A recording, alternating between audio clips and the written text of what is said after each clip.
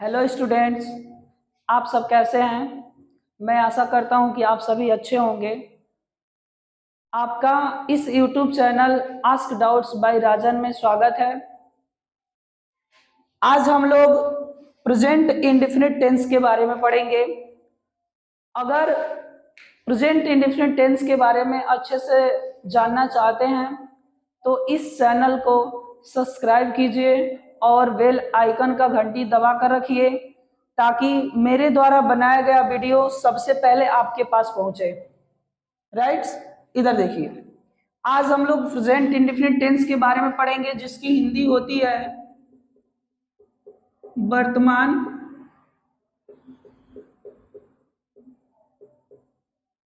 अनिश्चित काल। ठीक है, इसमें दो नाम है। पहला क्या है कि प्रेजेंट है और दूसरा क्या है, प्रेजेंट है और दूसरा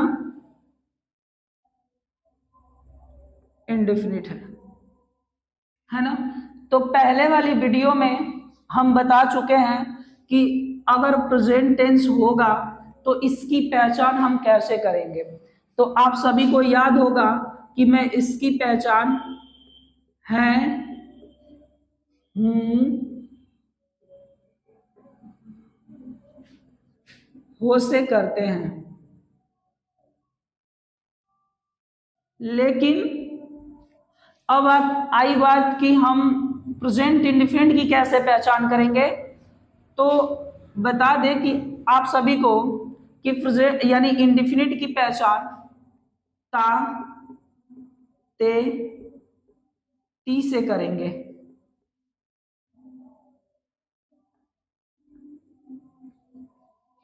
ठीक है, अगर इंडेफिनिट का अर्थ देखना चाहें तो इंडेफिनिट का मतलब होता है अनिश्चित। अनिश्चित, और ये शब्द कोई इतना ज्यादा कठिन नहीं है कि आप सभी इसके बारे में नहीं जानते होंगे। अगर नहीं जानते होंगे तो इधर देखिए, ध्यान दीजिए जरा। अनिश्चित का मतलब होता है कि बिना निश्चित का, अर्थात इसमें कोई भी काम होगा लेकिन कब होगा, नहीं होगा, कब खत्म होगा कि नहीं होगा, ये इसमें कुछ भी पता नहीं चलेगा। जैसे नहीं होता है कि अगर मान लीजिए कि अगर दो आदमी हैं, है ना, और एक आदमी पे बहुत आपको विश्वास है और इस आदमी पे विश्वास नहीं है, यानी अविश्वास वाले आदमी है ये। ठीक है ना। तो अगर आपकी मम्मी पूछेंगी कि बताइए ये वह पहला वाला आदमी आएगा घर कि दूसरा वाला आदमी आएगा, तो आप जिस पे विश्वास रहता है उसी को ना कहते हैं कि ये वाला पहला वाला आदमी जरूर आएगा, निश्चित है कि जरूर आएगा। लेकिन इसको आप कहोगे ना कि उसका कोई भरोसा नहीं है कि आएगा कि नहीं आएगा। सेम टू सेम उसी तरह से ये जो बिना निश्चित का जो अनिश्चित है, इस इंडिफिनिट में कार्य खत्म होगा कि नहीं होगा, कब शुरू होगा, नहीं होगा, इसमें किसी भी चीज का पता नहीं चलेगा। राइट, अब देखिए, तो प्रेजेंट की भी पहचान जान लिए, इंडेफिनिट की पहचान जान लिए। अगर इन दोनों को देखा जाए तो प्रेजेंट इंडेफिनिट टेंस की पहचान करेंगे। कैसे करेंगे तो इधर देखिए, हम बता रहे हैं, परेशान होने की कोई जरूरत नहीं है, सब कुछ बताया जाएगा।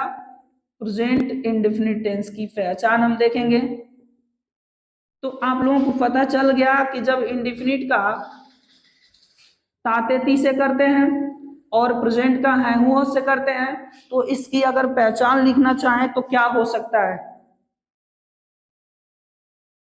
ठीक है ना। तो इसकी पहचान जिस हिंदी वाक्य के अंत में लिख दे रहे हैं यहाँ पे, फिर देखेंगे।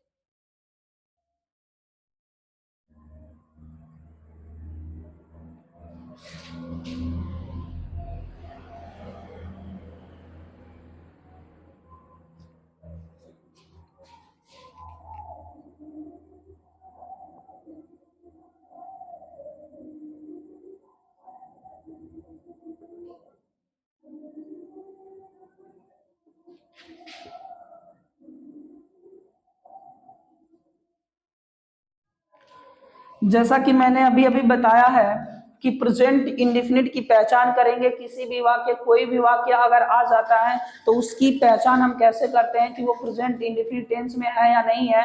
तो हम देखेंगे, लिखे यहाँ पे, जिस हिंदी वाक्य के अंत में ता, ते, ती के बाद है, हूँ, हो आता है उसे प्रेजेंट इंडेफिनिट टेंस कहते हैं। जैसे पहला हम ले लेते हैं, राधा खाना बनाती है। दूसरा, यात्री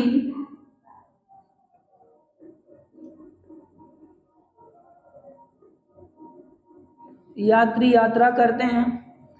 अब देखिए, हम बताए हैं कि प्रेजेंट इंडेफिनिट की पहचान इस तरह से करते हैं कि जिस हिंदी वाक्य के अंत में ताते ती के बाद है, हूँ, हो आता है उसे प्रेजेंट इंडेफिनिट टेंस कहते हैं। इन दोनों उदाहरण को देखिए, जिसमें लास्ट में ती आया है, इसमें क्या है, ते आया है, और इसमें है आया है, इसमें भी है आया है, अर्थात इसमें हूँ और हो नहीं आया। तो उससे आप घबराइएगा मत, जैसा सब्जेक्ट आता है उस तरह से उसमें क्या आते हैं, लास्ट वाले हैं।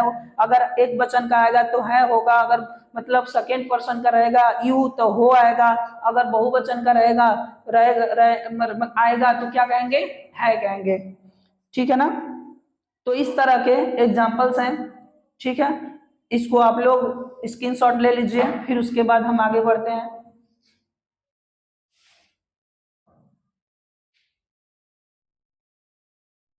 अब देखिए, प्रेजेंट इंडेफिनिट टेंस, ठीक है ना, इसमें हम लोग एक ही वाक्य को ले रहे हैं।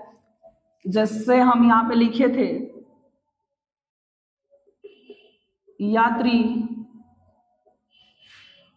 यात्रा करते हैं। क्या इसमें जरूरी है कि पॉजिटिव ही हो सकता है? ये जरूरी है कि इसमें पॉजिटिव बोले तो सकारात्मक ही हो सकता है?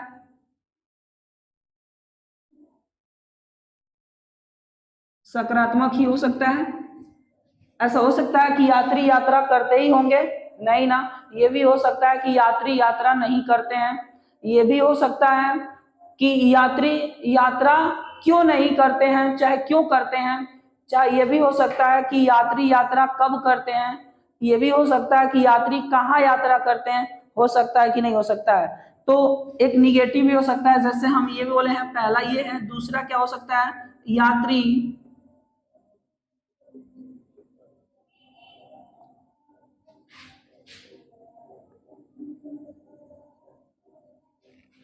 यात्री यात्रा नहीं करते हैं। तीसरा, यात्री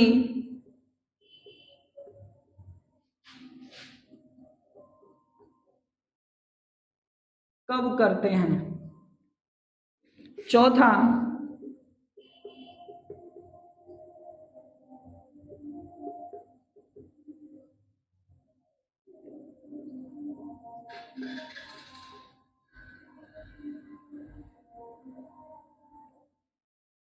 अगर इन चारों वाक्यों को देखा जाए तो इसमें भी है, इसमें भी है, इसमें भी है, इसमें भी है।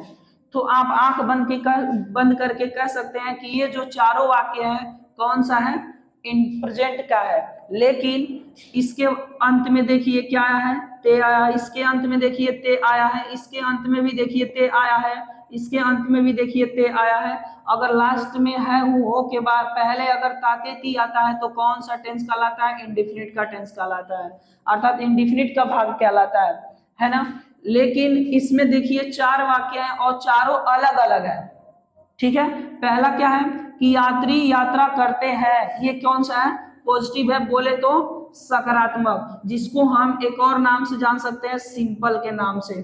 ठीक है ना। और इसे अफर्मेटिव भी कहते हैं। यहाँ पे देखिए यात्री यात्रा नहीं करते हैं, ये कौन सा है, निगेटिव है। निगेटिव बोले तो नकारात्मक, नकारात्मक है। अब देखिए यहाँ पे यात्री यात्रा कब करते हैं, ये जो चीज है इसको इंट्रोगेटिव वर्ड बोला जाता है। इंट्रोगेटिव वर्ड, इंट्रोगेटिव वर्ड बोला जाता है। तो हम कह सकते हैं कि ये भी एक तरह से है अलग, तो इसको हम लोग इंट्रोगेटिव बोलते हैं, जिसको हिंदी में प्रश्नवाचक बोलते हैं। ठीक है ना। और इसमें देखिए यात्री यात्रा क्यों नहीं करते होंगे, इसमें ये इंट्रोगेटिव है और नकारात्मक भी है, जो हम लोग जानते हैं कि क्या, निगेटिव कामा इंट्रोगेटिव है।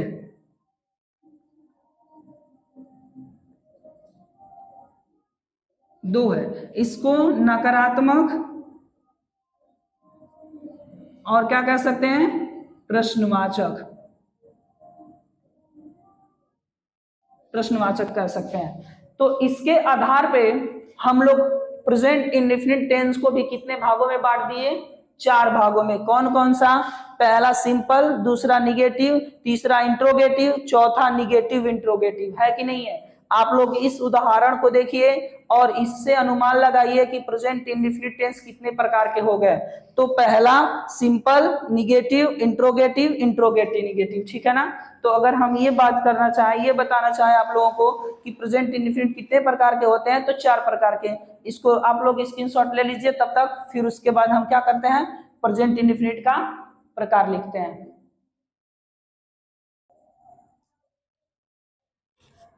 देखिए प्रेजेंट इंडेफिनिट टेंस के प्रकार है ना, यानी हमने वाक्यों को देखा है 4 प्रकार के, इसलिए इसे हम 4 भागों में बांट देते हैं।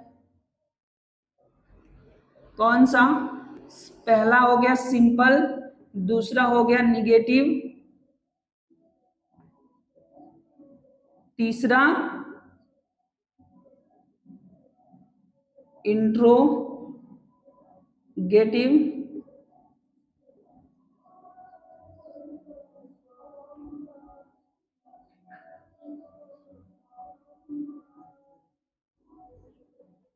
इन सब का हिंदी भी लिख लेते हैं। इसका हिंदी होता है सामान्य, इसका नकारात्मक, इसका प्रश्नवाचक,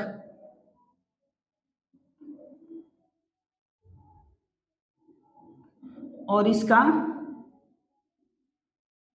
नकारात्मक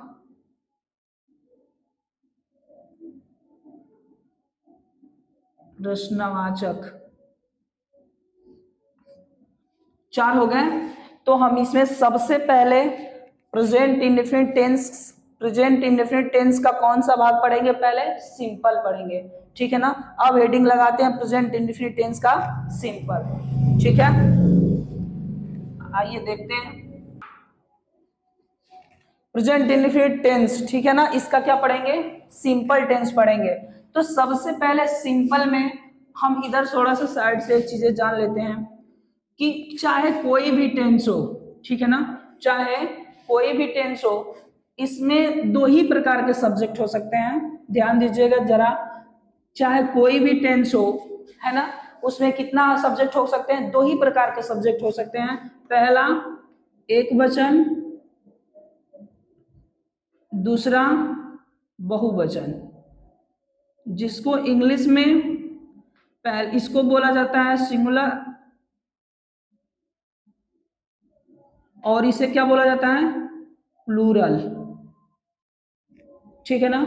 तो इसमें 2 प्रकार के सब्जेक्ट होते हैं। दरअसल ये इंग्लिश ग्रामर में ही सिर्फ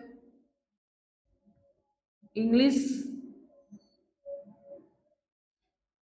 ग्रामर में ही सिर्फ 2 प्रकार के होते हैं वचन। नहीं तो अगर हिंदी की बात किया जाए तो हिंदी में 3 प्रकार के होते हैं। पहला एक वचन,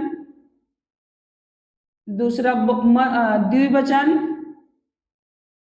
तीसरा बहुवचन। लेकिन हमको हिंदी से कुछ फर्क पड़ने वाला नहीं, हमें क्या पढ़ना है, इंग्लिश ग्रामर, और इंग्लिश ग्रामर में सिर्फ 2 ही वचन होते हैं, एक वचन और बहुवचन होते हैं। तो सबसे पहले अगर हम लोगों को देखना ये चाहे हम लोग कि प्रेजेंट इंडेफिनिट में एक वचनकर्ता के साथ क्या रूल होते हैं और बहुवचनकर्ता के साथ क्या रूल होते हैं, फिर उसके बाद हम प्रेजेंट इंडेफिनिट टेंस का सिंपल जो है आराम से बना सकते हैं, ठीक है ना। तो अगर पहला यहाँ पे लिखना चाहे, एक चीज आप लोगों को याद है कि नहीं है, लेकिन फिर से हम बता देना चाहते हैं कि इसमें एक वचन है ना, तो एक वचनकर्ता हमेशा एक वर्ब की एक ही वचन का रूप लेगा और बहुवचनकर्ता हमेशा बहुवचन का ही रूप लेगा वर्ब की।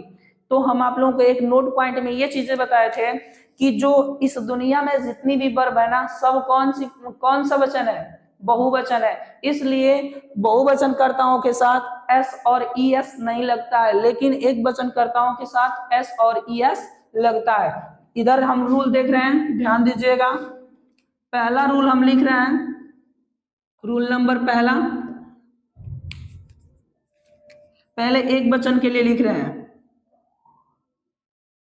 एक वचनकर्ता कौन कौन से हैं, इससे पहले हम लिखवा चुके हैं, लेकिन दरअसल अगर आप लोगों को नहीं याद है तो मैं यहाँ पे फिर से लिख दे रहा हूं, ही, सी, इट, नेम, ईटीसी के साथ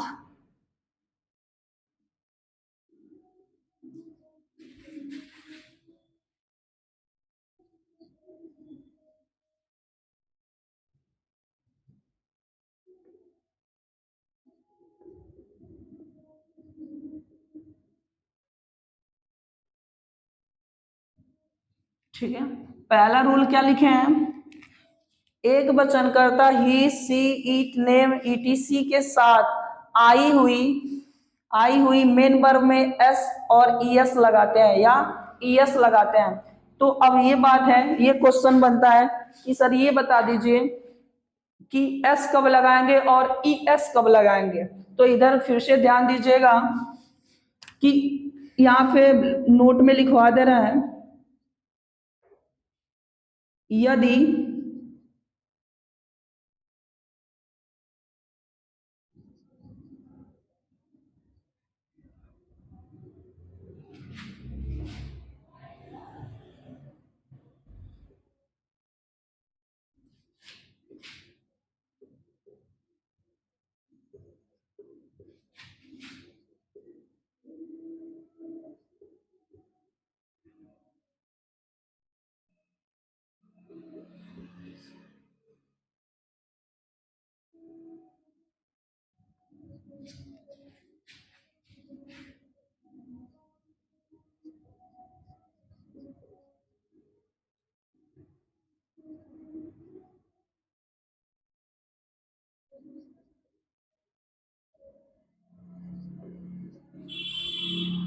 ठीक है, क्या लिखवा है नोट पॉइंट में, हम ये बताएं कि सिर्फ एक ही वचनकर्ताओं के साथ एस और ई एस लगता है, लेकिन ये हम जानने की कोशिश कर रहे हैं कि सर इतना बता दीजिए कि कब ई एस लगेगा और कब सिर्फ एस लगेगा।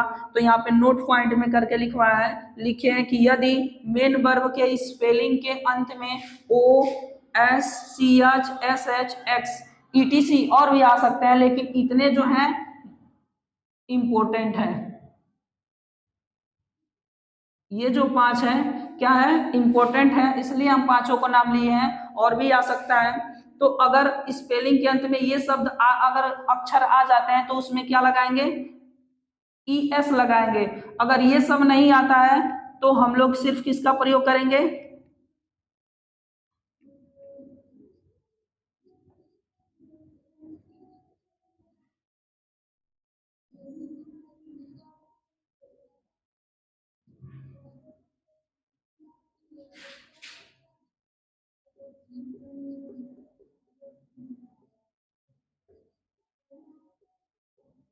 करते हैं। जैसे क्या लिखे हैं, समझ में आ रहा है। अगर ये नहीं आते हैं तो सिर्फ एस का प्रयोग करते हैं, अर्थात जिस वर्ब के स्पेलिंग के अंत में एस, ओ, फिर C H, S H, X अगर नहीं आते हैं तो क्या लगाएंगे, सिर्फ एस लगाएंगे। किस कर्ता के साथ, तो एक वचन के कर्ता के साथ। अगर एक वचन ही कर्ता होगा लेकिन अगर लास्ट में ओ आ जाता है, एस आ जाता है, सी एच आ जाता है, एस एच आ जाता है, एक्स आ जाता है, तो उसमें क्या लगाएंगे, ई एस लगाएंगे। जैसे आप लोग गो का नाम सुने हैं, गो में हमेशा अगर एक वचन कर्ता का रहता है, एक वचन कर्ता, तो हमेशा इसमें गोस लगाया जाता है ना। फिर उसके बाद अगर टीच आ जाए, टीच, टीच में हमेशा टीचेज लगाया जाता है, आप लोगों को पता है ना, ई एस लगाया जाता है। देखिए ध्यान से, इसमें क्या आया है, ओ आया है, इसमें क्या आया है, सी एच आया है, तो इसका मतलब कि ये गो क्या है, वर्ब है, और टीच क्या है, वर्ब है, और वर्ब के स्पेलिंग के अंत में क्या आया है, सी एच आया है, इसमें क्या आया है, ओ आया है, इसलिए इन दोनों में क्या लगाए हैं, ई एस लगा है। अगर इसमें ई एस ना लगाए, सिर्फ यस की बात करें, तो जैसे रीड, रीड में क्या लगाते हैं, एस लगाते हैं ना, तो क्या बन जाता है, रीड्स। फिर उसके बाद रन, रन, रन के लिए हम फिर यस जोड़ते हैं तो क्या हो जाता है, रन। क्यों यस लगा रहे हैं, क्योंकि ये जो 5 अक्षर है इनमें से कोई नहीं आया है, इसलिए हम किसका प्रयोग किए हैं, सिर्फ एस का प्रयोग करते हैं, किए हैं, ठीक है ना। इतना का स्क्रीनशॉट ले लीजिए। फिर हम बहुवचनकर्ताओं के बारे में जानेंगे। चलिए देखिए, हम एक वचनकर्ताओं के बारे में सब बता दिए कि एक वचनकर्ताओं के साथ, एक वचनकर्ताओं के साथ क्या लगाएंगे, एस लगाए या तो ई एस लगाएंगे। एस कब लगाएंगे, ई एस कब लगाएंगे, मैंने बता दिया। अब कौन सा रूल नंबर सेकेंड देखेंगे, रूल नंबर सेकेंड। अब किस कर्ताओं के लिए, तो बहुवचनकर्ताओं के लिए।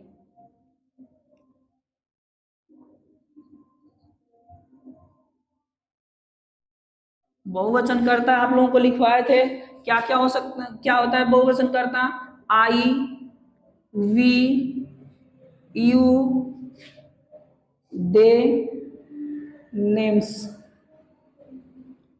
ईटीसी के साथ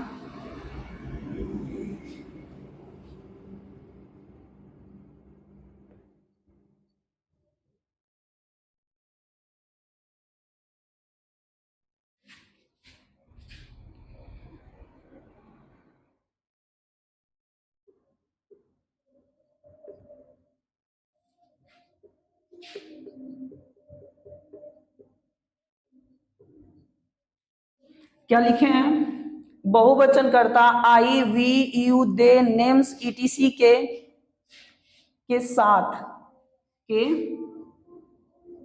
साथ। आई हुई, मेन वर्ब में एस और ई एस नहीं लगाते हैं। आप लोग कह सकते हैं, आप लोग का ये क्वेश्चन हो सकता है कि सर एक वचनकर्ताओं के साथ ही ऐसा क्यों होता है, बहुवचनकर्ताओं के साथ ऐसा क्यों नहीं होता है। तो जनरल सी बात है, आप लोगों को हम लिखवाए थे, ये भी बताए थे कि जो वर्ब होती है ना, कौन सा होती, बहुवचन होती है, तो बहुवचन होती हैं। और जानते हो कि बहुवचनकर्ताओं के साथ सिर्फ बहुवचन ही वर्ब लगती है, एक वचनकर्ताओं के साथ एक वचन ही वर्ब लगती है। इससे पहले नोट में ये भी लिखवा दिए थे कि हम लोग जानते हैं कि जो वर्ब होती है ना, वर्ब को एक वचन बनाने के लिए हम लोग एस और ई एस का प्रयोग करते हैं, जबकि नाउन को बहुवचन बनाने के लिए एस और ई एस का प्रयोग करते हैं। ये आप लोगों को इससे पहले वाली क्लास में बता चुके हैं, इसलिए ऐसा होता है। तो बहुवचनकर्ताओं के साथ तो वर्ब की बहुवचन ही तो लगेगी ना, तो सारी वचन कौन सी होती है, सारी वर्ब क्या होती है, बहुवचन ही होती है, इसलिए इनके साथ नहीं लगता है। कोई दिक्कत नहीं ना। अब देखिए फिर से, अब हम लोग दूसरा रूल हो गया ना, अब हम लोग तीसरे रूल के बारे में देखेंगे।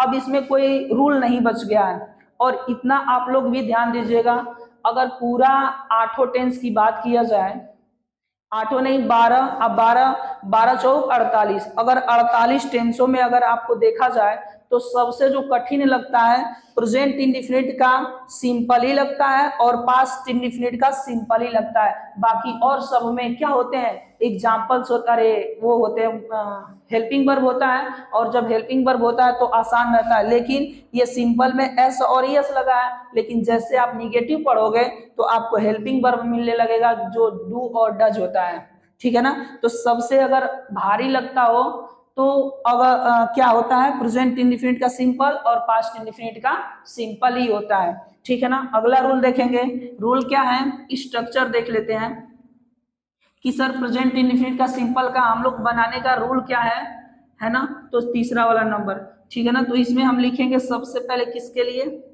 फॉर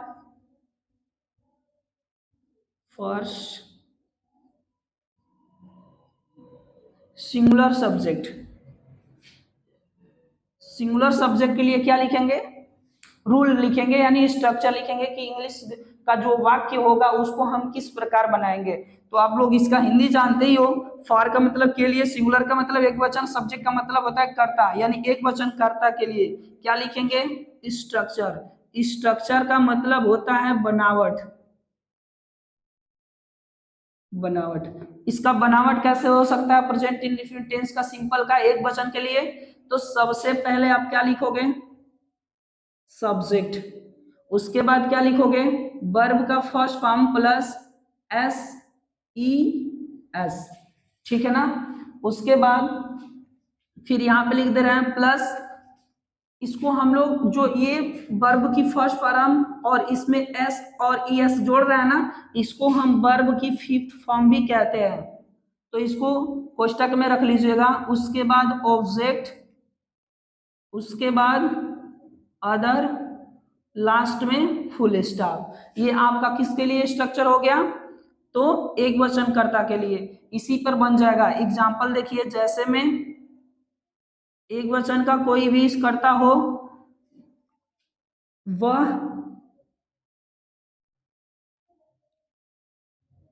वह सड़क पर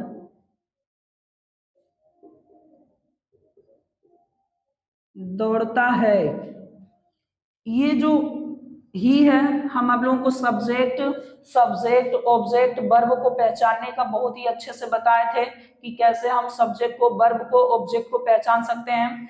तो हम बताए थे कि जो काम करता है उसी को क्या बोला जाता है, सब्जेक्ट बोला जाता है, ठीक है ना। और जो चीजें करने के लिए हमें अपने शरीर के किसी भी अंग को अगर गति कराना पड़े तो क्या वो होता है, वर्ब होता है। तो यहाँ पे दौड़ोगे तभी ना, जब अपने शरीर के पार्ट को हिलाओगे, तो ये क्या हो गया, वर्ब हो गया। ये जो कौन दौड़ रहा है वह ना, तो ये क्या हो गया, सब्जेक्ट हो गया, ठीक। उसके बाद किस पे दौड़ रहा है, किस पे काम कर रहा है, तो सड़क पे, तो सड़क क्या हो जाएगा, ऑब्जेक्ट हो जाएगा। कोई दिक्कत नहीं ना।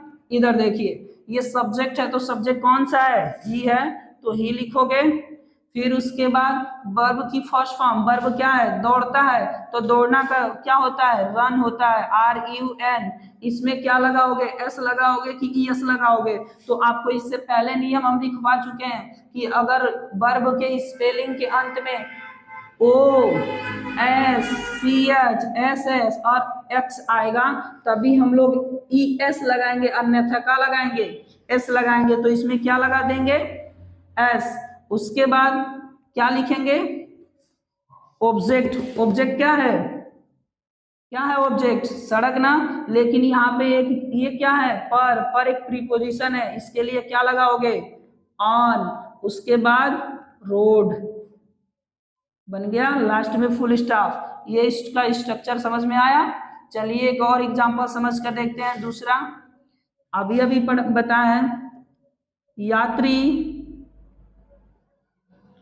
यात्रा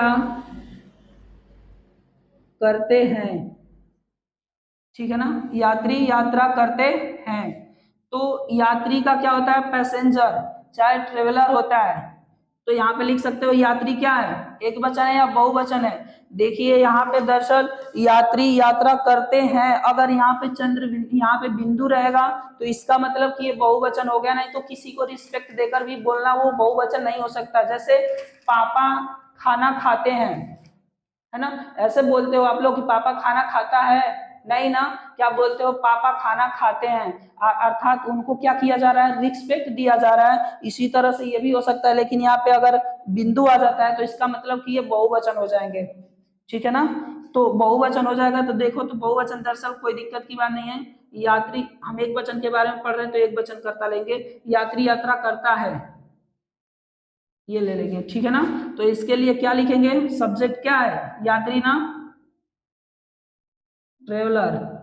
उसके बाद यात्रा करना, ट्रेवलिंग होता है ना, तो ट्रेवल्स हो जाएगा।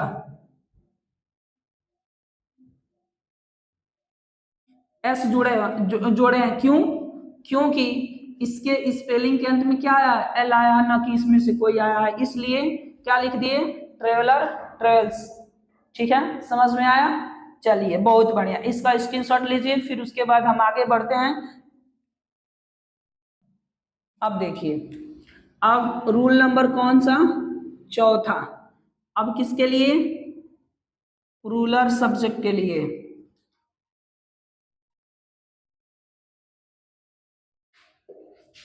इसकी हिंदी क्या होगी? बहुवचन कर्ता के लिए। तो स्ट्रक्चर हम लिखेंगे इसके लिए। स्ट्रक्चर का मतलब इससे पहले वाले और जो स्ट्रक्चर लिखे थे उसमें हिंदी लिख दिए थे, दरअसल बार बार हिंदी लिखने की कोई आवश्यकता नहीं है। स्ट्रक्चर, अब देखिए, बहुवचन का ना, फिर से क्या लिखोगे? सब्जेक्ट लिखोगे, फिर उसके बाद वर्ब की कौन सी फॉर्म? First form. इसमें एस और ई एस नहीं जोड़ेंगे क्योंकि ये क्या है? बहुवचन करता है, इसलिए इसमें नहीं लगाएंगे। उसके बाद क्या लगा देंगे? ऑब्जेक्ट। फिर उसके बाद क्या लगा देंगे? अदर। और लास्ट में फुल स्टॉप। जैसे एग्जाम्पल करके देखते हैं। मैं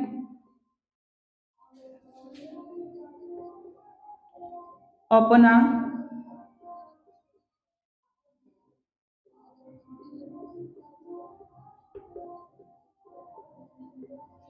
क्या लिखे हैं? मैं अपना पाठ पढ़ते हैं, चाहे पढ़ता हूं लिख लीजिए, शब्द अच्छे नहीं बन रहे हैं। पढ़ता हूं, तो देखिए ये कौन सा सब्जेक्ट है? सब्जेक्ट कौन सा है? बहुवचन है। इसमें वर्ब क्या है? वर्ब आपको बताए थे, जो ये पढ़ता है ना, ये क्या हो गया? वर्ब हो गया, क्योंकि पढ़ने के लिए अपने वोट को हिलाएंगे कि नहीं हिलाएंगे? तो ये क्रिया होगी कि नहीं होगी? अब देखिए, इसमें जो ऑब्जेक्ट होगा अपना पाठ होगा, तो जिस पे हम काम करते हैं, तो किस पे काम कर रहे हैं? अपने पाठ पे ना, तो ये क्या हो गया? ऑब्जेक्ट। ये क्या हो गया? सब्जेक्ट। अब स्ट्रक्चर को देखकर आप लोग रख दीजिए। आई क्या है? सब्जेक्ट है, तो आई लिखेंगे सबसे पहले। फिर उसके बाद वर्ब की कौन सी फॉर्म? First form. ये पढ़ता, पढ़ना का क्या होता है? रीड होता है। इसमें एस और एस नहीं लगाएंगे, क्यों? क्योंकि ये बहुवचन का करता है, और सारी जो वर्ब होती है क्या होती हैं? बहुवचन होती है, इसलिए इसमें एस और एस नहीं लगाएंगे। फिर उसके बाद क्या लिखेंगे? ऑब्जेक्ट लिखेंगे। ऑब्जेक्ट क्या लिखेंगे? अपना पाठ। तो अपने के लिए, आई के लिए, अपने के लिए क्या लगता है? माई। उसके बाद लेसन।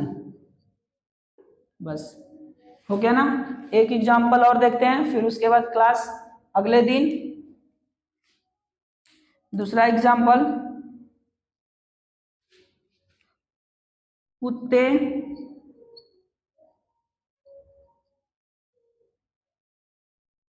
भौंकते हैं। कुत्ते एक वचन है कि बहुवचन है? बहुवचन है ना, तो इसके लिए क्या लिखोगे? डॉग्स। डॉग्स लिखोगे ना, तो ये बहुवचन हो गया, तो बहुवचन के कर्ता के साथ वर्ब की कौन सी फॉर्म लगती है? बहुवचन ही तो लगता है ना, तो बहुवचन लगता है, तो भौंकना। भौंकने का इस पे मीनिंग क्या होती है? बार्क। तो बार्क में यस लगाओगे? यस लगाओगे? नहीं लगाओगे, क्यों? क्योंकि ये खुद ही सब्जेक्ट क्या है? बहुवचन है, इसलिए वर्ब में एस और यस नहीं लगाएंगे, लास्ट में क्या लगा देंगे? Full stop. इस तरह से समझ में आया? मैं आशा करता हूं कि आप सभी को समझ में आ गया होगा। अगर इस तरह के वीडियो और चाहिए आप लोगों को, तो मेरे चैनल को सब्सक्राइब करके रखिए और बेल आइकन को, घंटी को दबा कर रखिए। धन्यवाद।